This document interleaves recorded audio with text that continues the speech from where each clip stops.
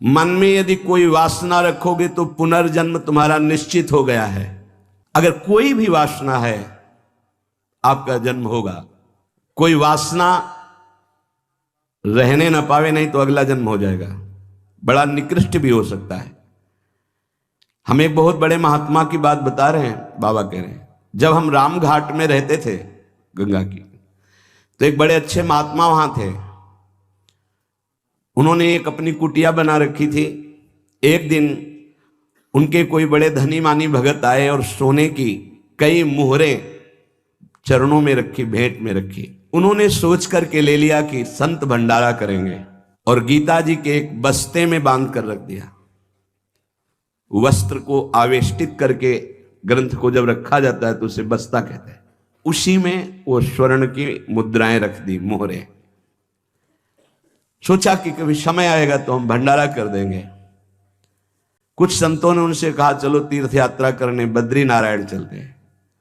चिंतन में आया कि वो मोहरे रखी, भंडारा करना था, पर संतों से कह नहीं पाए और चले तो बद्री नारायण नहीं पहुंच पाए। रास्ते में ही प्राण निकल गए। प्राणों का क्या भरोसा, कदम आखिरी होगा किसको पता, कौन सी श्वास आखिरी होगी किसको पता। इसलिए बहुत चतुर सुजान वो हैं कि कोई संकल्प नहीं रहने देते। कल हम ये करेंगे, नहीं नहीं, अगर श्री जी ने चाहा तो कल ऐसा हो जाएगा। शब्दों में बंधना, शब्दों में ही मुक्त होना, संकल्प में ही बंधना और संकल्प से ही मुक्त हो जाना, दोनों बातें हैं। कल मुझे अमुक जगह जरूर जाना है, तुरंत अंदर से हाँ श्री जी ने चाहा तो जरूर चले जाएंगे। वाणी से भले चूक हो जाए, अंदर से चूक नहीं होनी चाहिए।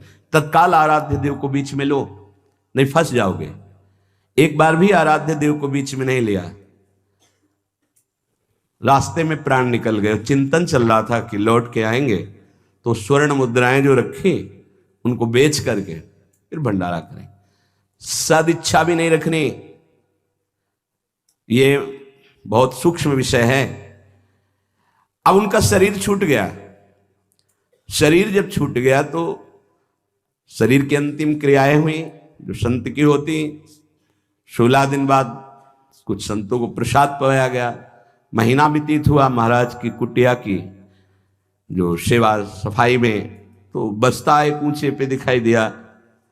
देखा कि गुरु जी की गीता रखी हुई है।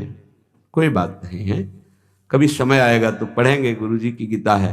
रात्रि में स्वप्न हुआ उनके शिष्य को कि बेटा मैं पतित हो गया, चूक हो गई। अंतिम समय स्वर्ण मुद्रा का ध्यान होने के कारण मैं सांप बनकर उसी बस्ता में बंधा हुआ हूं। जब तक स्वर्ण मुद्राएं बेचकर संत सेवा नहीं करोगे, मुझे सांप की योनि मिली है। पूज्य पादुड़िया बाबा भी वहीं रामघाट में थे। उन्होंने स्वप्न सुनाया कि ऐसा ऐसा गुरुजी का स्वप्न देखा।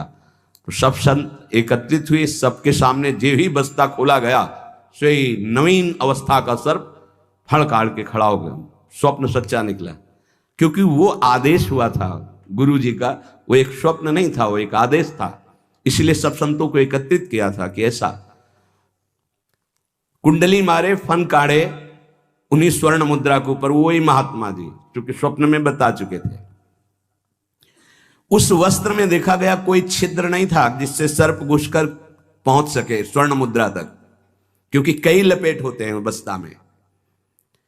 ये देखकर सब महात्मा आश्चर्यचकित हो गए कि भाई थोड़ी सी असावधानी हुई कि स्वर्ण मुद्रा का चिंतन बना तो सर्प होकर के गुरु जी को बैठना पड़ा। उस सर्प को बड़े सम्मान, किसी को कुछ नहीं काटा, कुछ नहीं छेड़ा, उसको बहुत सम्मान से आदर पूर्वक जंगल में जाके दुखी होकर शिष्यों ने छोड़ा और उन मोहरों को बेचा गया।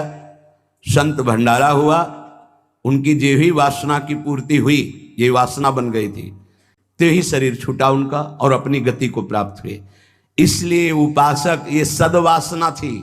सद्वासना जब बंधन को प्राप्त करा सकती है तो असद्वासना कौन कौन सी दुर्गति देगी, ये बहुत सूक्ष्म विषय है। एक महात्मा पधार रहे थे तो वृक्ष के नीचे लेटे थे, ऊपर आम का फल था।